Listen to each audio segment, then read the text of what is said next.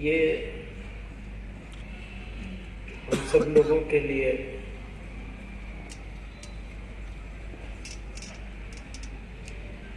باعث صد افتخار ہے کہ ہم ایسی شخصیت کی خدمات، کارناموں، طرز عمل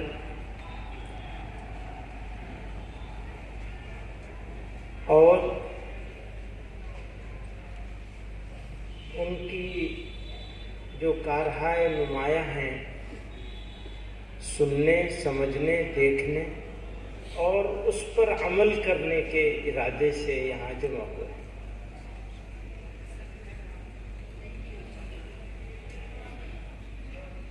جیسی وہ شخصیت تھے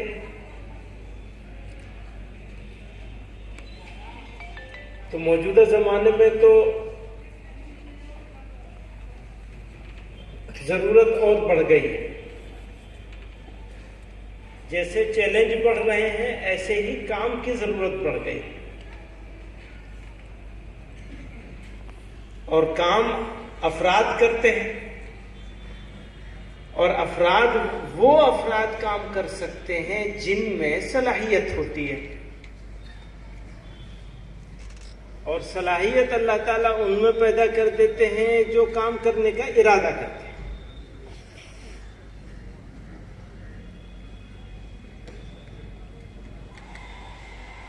میں شکریہ ادا کروں گا، مبارکباد دوں گا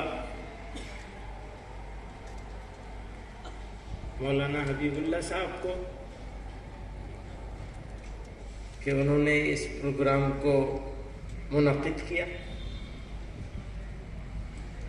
اور اس کتاب کے مرتب کہ انہوں نے سب لوگوں کی طرف سے، مفتی عبدالخالق صاحب نے ایک طرح سے جو کفایہ تھا ہمارے اوپر اس کو ادا کیا۔ ہمارا بچپن تھا، مجھے مولانا زاہد صاحب رحمۃ اللہ علیہ کے جنازے میں بھی شریک ہونے کا موقع ملا، سعادت ہوئی۔ تو طالب علم کا زمانہ تھا، بہت زیادہ واقفیت نہیں تھی، لیکن ان کا جس طرح آنا جانا تھا اس کو دیکھا ہے، اور اپنے والد اور اپنے شیخ کے ساتھ ان کا جو جوڑ تھا، جو محبت تھی، وہ بھی دیکھی، اس پورے خاندان کو تعلق ہے۔ اور یہ بھی ہے کہ ہم یہ سمجھتے ہیں کہ وہ صرف اس خاندان کے نہیں تھے، بلکہ ہم سب لوگ ایک پریوار ہیں، ایک خاندان ہے، وہ ہم سب کے تھے۔ جو جنون تھا، جو جوش تھا، جو جذبہ تھا کام کرنے کا،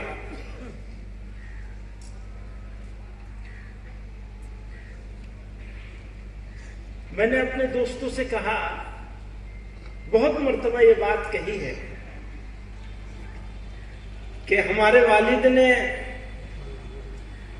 رحمت اللہ علیہ کو ہم نے اپنے گھر میں ایک والد کی طرح نہیں بلکہ ایک مہمان کی طرح دیکھا۔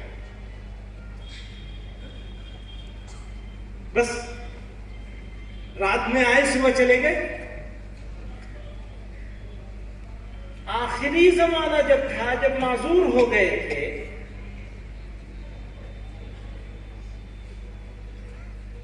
تو کچھ وقت، 2 دن 3 دن، لیکن 2 دن تھی اس معذوری کے زمانے میں بھی 2-3 دن سے زیادہ وہ گھر پہ نہیں رہے، بس رمضان کا مہینہ ہوتا تھا۔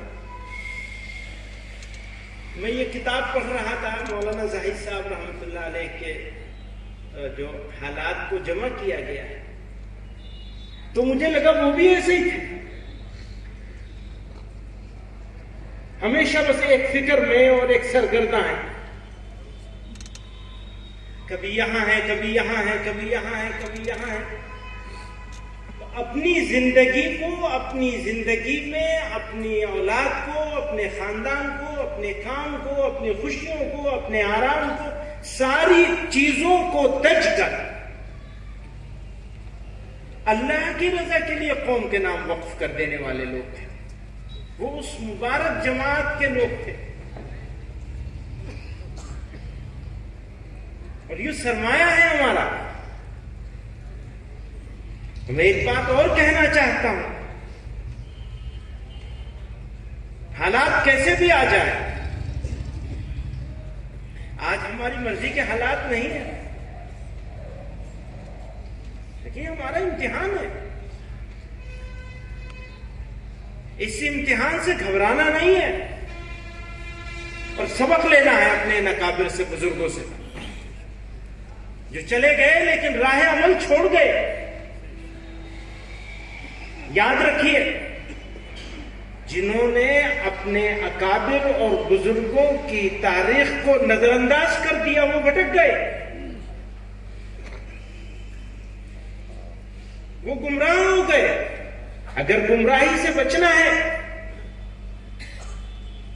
تو بزرگوں کی تاریخ کو، بزرگوں کے واقعات کو، بزرگوں کے طرز عمل کو مضبوطی سے پکڑ کے رکھنا ہوگا. اور جب ہم اس کو پکڑے رہیں گے انشاءاللہ ناکام نہیں ہو سکتے. حالات تو کبھی کے دن بڑے ہوتے ہیں، کبھی کی راتیں بڑی ہوتی ہیں. ہوتا ہے نا، کبھی کے دن بڑے ہوتے ہیں، کبھی کی راتیں بڑی ہوتی ہیں. اس سے کیا گھبرانا. اور اگر اللہ نے ایمان کی دولت سے نوازا ہے تو یہ ناممکن ہے کہ امتحان.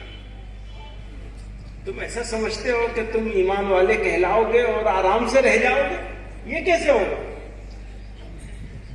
پر اپنے آپ کو سدھارنا بھی ہوگا، اپنی ذمہ داری کا احساس بھی کرنا ہوگا، پہچاننا ہوگا ہماری ذمہ داری کیا ہے. وہ کون لوگ تھے کہ جنہوں نے اپنے آرام کو، راحت کو، اپنے گھر کو، اپنے پریوار کو، خاندان کو، سب کو تج دیا، اللہ کے راستے میں اپنے آپ کو قربان کر دیا.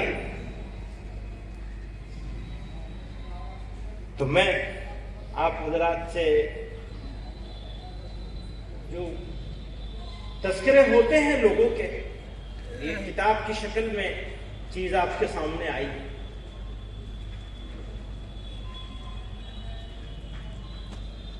تو ہمیں اس سے سیکھنا ہے، سمجھنا ہے. اس سے ان کی آئیڈیالوجی، ان کا نظریہ معلوم ہوگا، خدمات معلوم ہوگی، سوچ معلوم ہوگا، طریقہ معلوم ہوگا.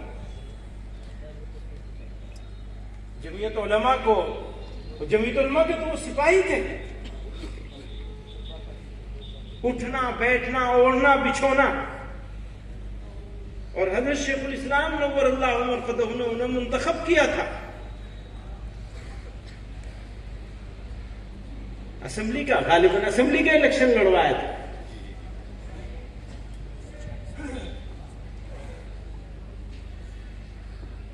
آزادی سے 1 سال پہلے.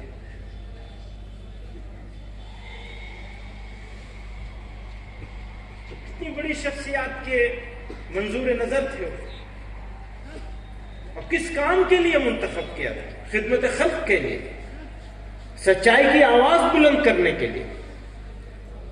تو بہت قیمتی، اور یہ اللہ تعالیٰ کی مہربانی ہے، اس کا کرم ہے کہ ہم لوگوں کو ایسے افراد کے بیچ میں پیدا کیا، اس میں ایسی جماعت عطا فرمائے، ایسے لوگ دیے، ایسے کارکنان دیے، ایسے بزرگ دیے، ایسے ساتھی دیے کہ جن کے راستے پہ چل کر، جن کے طریقے کو اپنا کر ہمیں یہ فکر کرنے، سوچنے کی ضرورت نہیں ہے کہ ہمیں کیا کام کرنا ہے. ہمیں معلوم ہے ہمیں کیا کام کرنا ہے، ورنہ دنیا کے قوموں کو آج یہ سوچنا پڑتا ہے کہ کیا کریں گے تو کیا ہوگا اور کیا نہیں کریں گے تو کیا ہوگا. ہمیں تو معلوم ہے، صرف ارادہ کرنا ہے، عزم کرنا ہے. اور ارادہ اور عزم کر کے کھڑے ہو جانا ہے. میں ہمیشہ اپنے ساتھیوں سے کہتا ہوں، ان لوگوں نے زندگی دی، ہم روزانہ 1 ہی گھنٹہ دیتے. ملت کے لیے اگر 1 گھنٹہ بھی ہم لوگ نہیں نکال سکیں گے تو پھر کیا جواب دیں گے خدا کے ساتھ. کم سے کم روزانہ 24 گھنٹے میں سے 1 گھنٹہ تو ملت کے لیے نکالنا ہے. یہ لوگ تو اپنی زندگیاں دے کے چلے گئے، اوڑھنا بچھونا بنا لیا تھا ملت، اور کوئی کمپرومائز نہیں کیا انہوں نے ملت کے اوپر، کوئی سمجھوتا نہیں کیا. طے کر لیا کہ یہ کام کرنا ہے تو کرنا ہے. اور یہ جمع ہونے کا مقصد بھی یہی ہے کہ کسی طرح سے وہ جنون اور وہ جذبہ جاگ جائے، وہ چنگاری سلگ جائے. وہ چنگاری اگر سلگ گئی تو کام ہو جائے گا. اور اگر دنیا میں کسی وجہ سے کامیابی نہیں بھی ملی تو آخرت کی کامیابی تو کسی قیمت پر ہمارے ہاتھ سے چھوٹنے والی نہیں ہے. بس ان بزرگوں کا راستہ پکڑ لیا جائے. اللہ تعالی کتاب کے جمع کرنے والے کو، اس اجتماع کے منعقد کرنے والوں کو، اس میں حصہ لینے والوں کو، اس میں موجود رہنے والے لوگوں کو، اس میں تعاون کرنے والوں کو، سب کو بہترین جزا عطا فرمائے. وآخر دعوانا ماشاء اللہ. جزاک اللہ، جزاک اللہ، جزاک اللہ. اللہ تعالی آپ کے سائے کو ہم سب کے سروں پر